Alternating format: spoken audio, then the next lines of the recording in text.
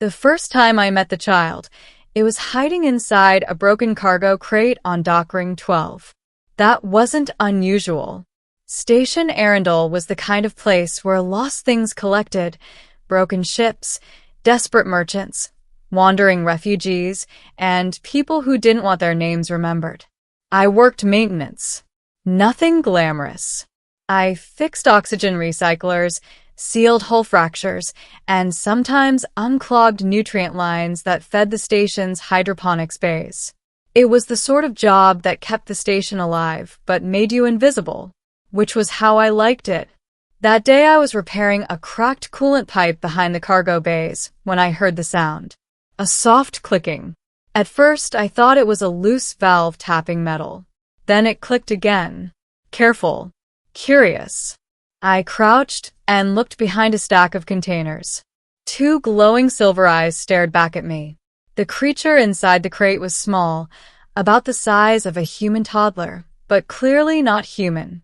Its skin shimmered faintly like liquid glass, shifting shades of pale blue and silver. Four delicate limbs folded around its body, and thin membrane-like wings trembled against its back. It looked terrified. "Hey," I said softly. "Easy there."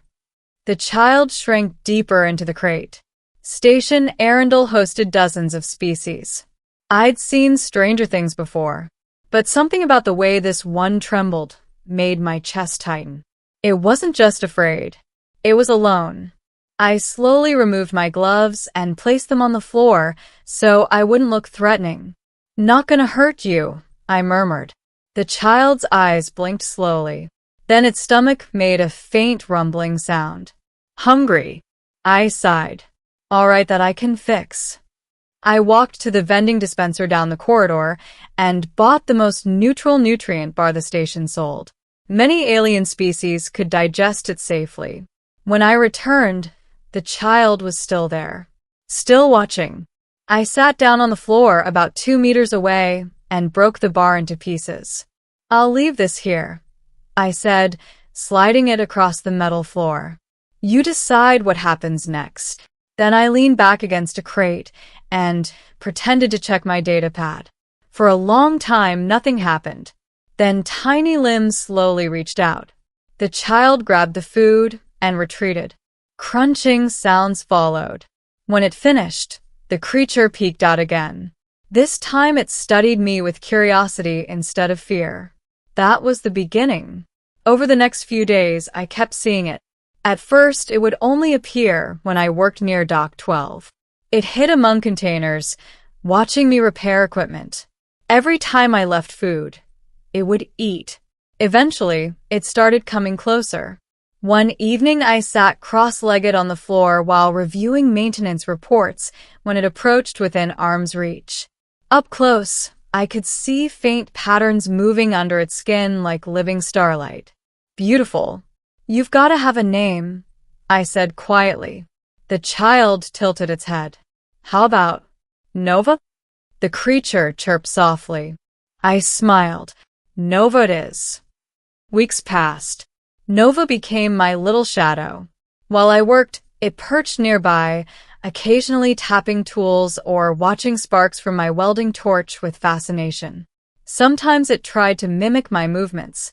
Once it attempted to carry a wrench twice its size. It fell over. I laughed. "You're enthusiastic, I'll give you that." Nova chirped indignantly. One day a group of dock workers noticed the creature. "What the hell is that thing?" one of them muttered. Nova froze. I stepped between them. "Just a kid," I said calmly. "Doesn't look like any species registered here. Doesn't look dangerous either." They shrugged and walked away. But Nova pressed closer to my leg afterward. Trust.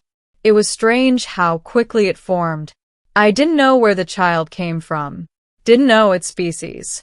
Didn't know who its parents were. But it clearly had no one. So I kept feeding it, talking to it, teaching it simple things. And somehow the empty space in my life started filling. Everything changed the day the royal fleet arrived. The alarms began first. Docking alert. Priority clearance. When I stepped onto the observation platform, I saw them descending through the station's shield barrier. 3 massive warships. Sleek black hulls with glowing silver insignias. I recognized the design instantly. The Volari Dominion, one of the most powerful civilizations in the sector. Rumor said their rulers lived for centuries and commanded entire star systems. And their queen rarely left her homeworld. Yet her fleet was here. The station authorities scrambled to prepare for a royal arrival. Elite guards poured into the docking ring. Diplomats rushed down corridors. Everyone looked terrified, except Nova. The little creature perched on my shoulder, watching the ships with bright curiosity. "Something big's happening," I muttered.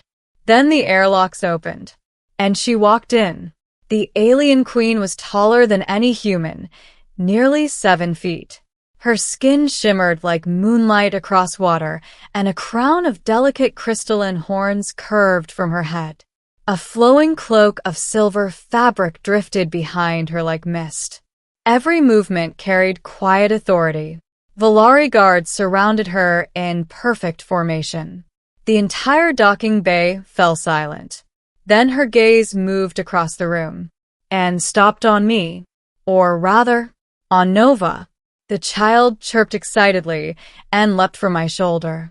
Before I could react, it ran across the docking bay, straight toward the queen.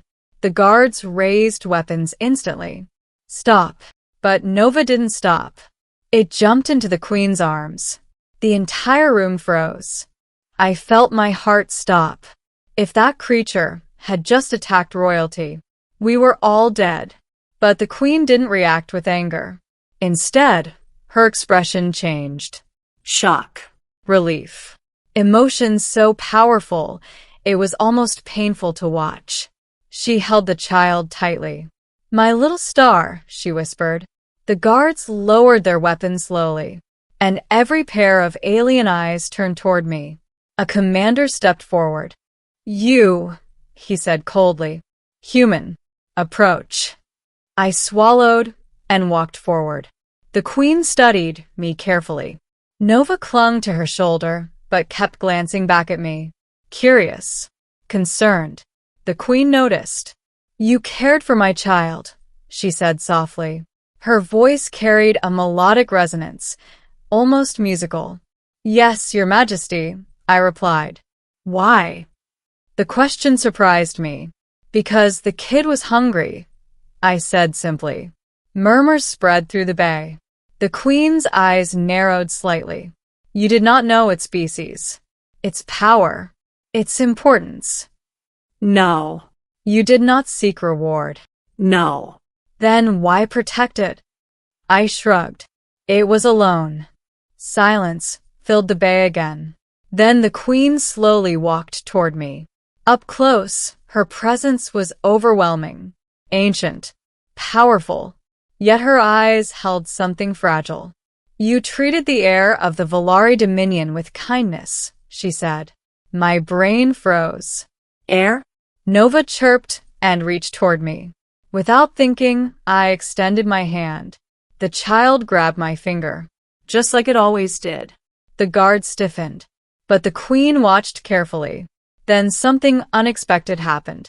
She smiled. Later, inside the royal chamber aboard her flagship, the queen explained everything. Her name was Queen Elira. Nova's real name was Lyran. The child was the only heir to the Volari throne. Weeks earlier, pirates had attacked their diplomatic convoy. In the chaos, the escape pod carrying the child had been lost. They had searched dozens of systems, until a faint beacon signal led them to Station Arundel. Queen Elira looked at me across the chamber. "You kept my child alive." "I just fed them," I said. "You did more than that." Nova, Lyran, sat beside me happily stacking metal utensils. The queen watched us carefully. "My people are powerful," she said, "but our children are rare." "How rare?" "One child every several decades." I blinked. "Seriously?" "Yes." She continued quietly. In Valari society, royal heirs are raised within rigid traditions, surrounded by tutors, guards, and political advisors. Nova attempted to balance a spoon on its nose. It fell. The child giggled. Queen Elira sighed softly. Yet my child has spent weeks with a human mechanic, learning laughter. I scratched the back of my neck. Sorry about that. The queen studied me again. Then she said something that changed my life forever. I wish to ask something of you, Daniel Carter. My heart skipped. Yes. Her voice softened. My child trusts you. Nova crawled into my lap, as if proving the point. And I have watched how you treat them, she continued. You show patience, protection, care. I had a bad feeling about where this was going. Then she said it. I want you to help raise my child. I blinked. What? Be their father. I thought she was joking. She wasn't. The queen explained that Valari biology was complex. Royal heirs required emotional bonding to develop properly. Traditionally, that role was filled by a bonded pair. But the king had died years earlier, and no Valari noble had earned the child's trust. Except me. I'm a station mechanic, I protested. You are also the one my child chose. Nova hugged my arm. The queen watched silently. I cannot abandon my duties as ruler, she continued. But Lyran deserves a childhood. Guidance. Someone present. You want me to move to your empire? Yes. And raise the future ruler of the Valari Dominion? Yes. I stared at the tiny alien chewing on my sleeve. This was insane. Completely insane. Then Nova looked up at me and smiled. I sighed. Well, I muttered. This is going to be a weird career change. The queen laughed softly. Years passed. The Valari capital world was nothing like Station Arundel. Towering crystal cities, floating gardens, technology centuries beyond human design. But somehow, I adapted. I taught Lyran how to climb trees, how to fix broken gadgets, how to laugh when something goes wrong. Queen Elira ruled the empire. But whenever she had time, she joined us. Sometimes watching quietly, sometimes laughing, and sometimes simply looking grateful.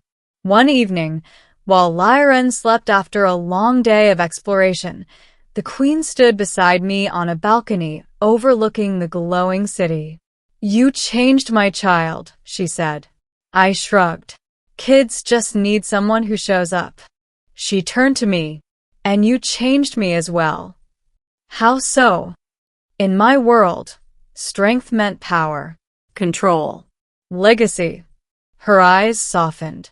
You showed me strength can also mean kindness. Below us, the lights of an empire shimmered like stars.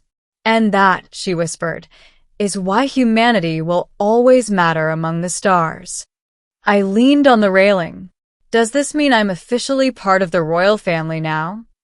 She smiled. You have always been. Behind us, Lyran's sleepy voice called out, Dad. I grinned. Duty calls. And for the first time in my life, it felt exactly like where I belonged.